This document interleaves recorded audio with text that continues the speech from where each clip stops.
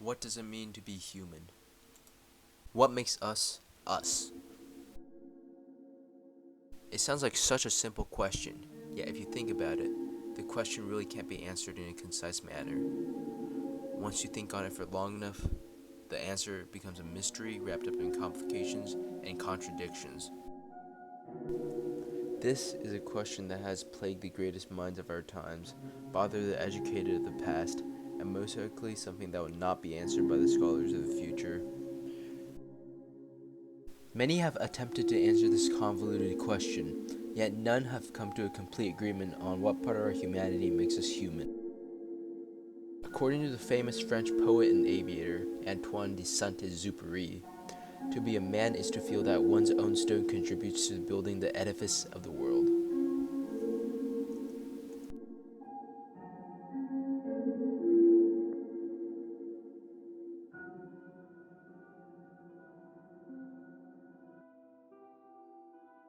Societies have existed since we started cultivating grain, and without society, humans would just be like any other animal. The term belongingness refers to the need to be a part of a collective, and it's not just about a simple acquaintance. The idea of belongingness is centered around gaining acceptance, attention, and support from the other members of the group. We work hard day after day to be able to buy things to impress other people. Most people would base their identity with the groups they belong in, and with that identification, it gives them a sense of being a part of something bigger than themselves. Bernard is not well liked, is he? Pop, he's liked, but he's not well liked. That's just right, what I mean. Bernard could get the best marks in school, you understand, but when he gets out into the business world, you understand, you're gonna be 5 times ahead of him. That's why I thank Almighty God you both built like Adonises. Because the man who makes an appearance in the business world, the man who creates personal interest, is the man who gets ahead. Be liked, and you will never want. Here, Billy gives a commentary on the importance of being a part of a society and contributing your fair share. Both for Billy, and for most of us, life is about success.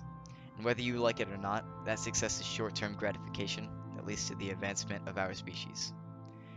We are the cogs in the whole machine that keeps the clock ticking. This is our purpose as humans, to fill a role that we know will continue the existence of our race. A lot of the time, we do this subconsciously, without even knowing it. But what is life without purpose? What is the reason we all go to school and then go to college just to get a job and work the rest of our life? It's to keep the gears turning. Nobody wants to get up every morning and go to work or school for most of their days just to do it again the next day. So why do we do it? Most say it is because of the societal pressures, but we don't do anything about it. This is because subconsciously, we like working hard for that bliss at the end of life, knowing that we did our fair share to keep the gears turning.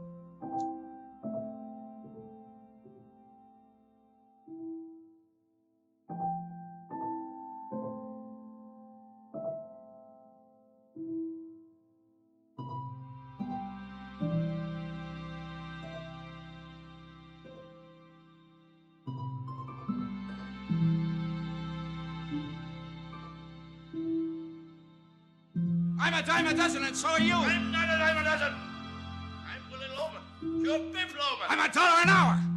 I've tried 7 states and I couldn't raise it. $1 an hour. Do you gather my meaning? This all sounds very depressing, and you may be thinking that you're unique and should not have to abide by these rules of society. If you truly believe that you're unique and deserve to do what you want and what you are passionate about, it is not the end of the line. Working to improve our society does not mean that there's only one way to do it. We could always do it our way and put a creative spin on things. As a society, we don't have to do jobs that we hate for the sole purpose of improving our world.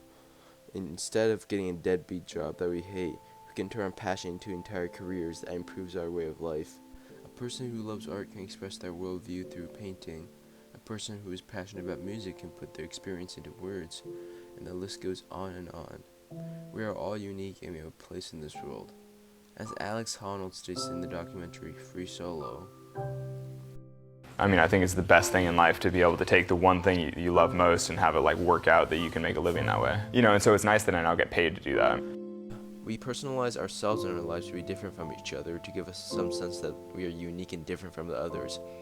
We think that we are the odd ones out, when in reality, we all have our own ways of being creative.